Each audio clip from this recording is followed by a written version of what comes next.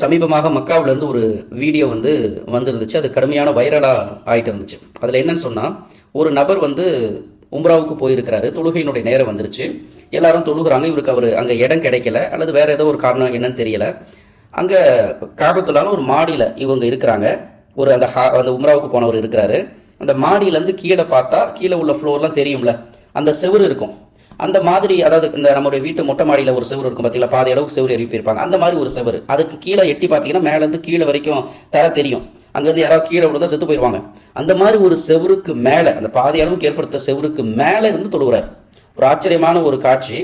இப்போ அவர் காவலாளிகள் பார்க்குறாங்க. அங்கே இருக்கக்கூடிய அந்த செக்யூரிட்டிக்கு இருப்பாங்களா இல்லையா, போலீஸ், அவங்க பார்த்து அவர் பிடிச்சி என்ன செய்கிறாங்க, பேச்சுவார்த்தை நடத்தி இழுத்து கீழே கொண்டு இறக்கிறாங்க.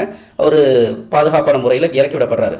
இங்கே விஷயம் என்ன அப்படின்னு சொன்னால், தொழுகைக்கு நேரம் ஆயிடுச்சு அப்படின்னு சொன்னால், அந்த தொழுகையை நம்ம கடமை நிறைவேற்றணும் அப்படிங்கிறது சரிதான். ஆனால் உயிரை படைய வச்சு நிறைவேற்றணும் அப்படின்னு சொல்லி மார்க்கம் எங்குமே நமக்கு சொல்லிக் கொடுக்கல. ஒரு மனிதரை வாழ வைப்பது என்பது ஒரு ஒட்டுமொத்த சமுதாயத்தை, மக்களை வாழ வைத்ததுக்கு சமம் என்று அல்லாஹ் சொல்லி காட்டுறான். உங்களையே நீங்கள் அழிவிட போட்டுக் கொள்ளாதீர்கள் என்று அல்லாஹ் குர்ஆன்ல சொல்லி காட்டுறான். அதே போல தற்கொலை மார்க்கத்தில் நமக்கு தடை செய்யப்பட்டிருக்கு. இதுவெல்லாம் நம்முடைய உயிருக்கு கொடுக்கக்கூடிய அந்த மதிப்பை இஸ்லாம் நமக்கு சொல்லிக் கொடுக்குது. அப்படி இருக்கும்போது ஒரு சில பேர் என்ன செய்யறாங்கன்னா, நாங்கள் தொழுகையை நிறைவேற்றுறோம், தொழுகைக்கு முக்கியத்துவம் கொடுக்குறோம் அப்படிங்கிறதுக்காக வேண்டி இப்படி விபரீதமாக தொழுகிற காட்சிகளை மற்றவங்களுடைய கவனத்தை இருக்கிற மாதிரி விழுந்தா ஆளும்போது செத்து போயிடுவான், கை காலில் உடஞ்சி நொறுங்கி போயிடும். அதுக்குண்டான மருத்துவ ஒரு கால் பொழைச்சா கூட கை காலில் உடஞ்சி நொறுங்கி ஆகணும். அவனை சுற்றி உள்ளவங்களுக்கும் பெரிய பொருள் அளவுக்கு பெரிய சேதம் அது உண்டாக்கும். இந்த மாதிரி ஒரு மோசமான ஒரு விபரீதமான ஒரு செயல்கள் மூலமாக ஒருத்தரை தொழுகை நிறைவேற்றணுங்கிறது மார்க்கம் நமக்கு சொல்லிக் கொடுக்கல. அதே போல நிறைய இடங்கள்ல நீங்க பாத்தீங்கன்னா வெள்ளத்துக்கு நடுவில் ஒரு ஆள் தொழுதுட்டு கிடப்பாரு.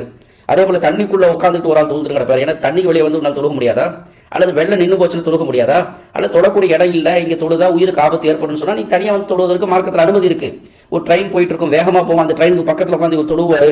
அந்த ட்ரெயின் அடிச்சு செத்துக்கிட்டு போயிட்டா இல்ல, அதெல்லாம் அந்த ட்ரெயின் அடிச்சு செத்தாலும் பரவாயில்ல, நான் தொழுகை விட மாட்டேங்கிற பயங்கரமான உச்சகட்ட தக்குவாவை காட்டுற மாதிரி என்ன செய்யறாங்க, இது பெரிய தக்குவாவுடைய அடையாளமாக நினைக்கிறாங்க. இது சரியான முட்டாள்தனத்தினுடைய அடையாளம். உயிரை பாதுகாக்கணுங்கிறது அல்லாஹ் நம்ம மேல வச்சிருக்கிற கடமை.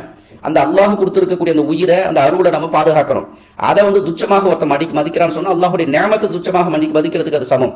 அதனால இந்த மாதிரி விபரீதமான ஒரு இடங்கள்ல, ஆபத்தான சூழ்நிலைகள்லாம் நம்ம தொழுகையை கட்டாயமா தொழுகணுங்கிறது கட்டாயம். ஆனா நம்முடைய உயிரை பணைய வச்சு தொழுகணும்னு கட்டாயம் சொல்லி மார்க்கம் நமக்கு ஆக்கல. அதுல இருந்து அல்லாஹ் நம்மளை பாதுகாக்கணும்.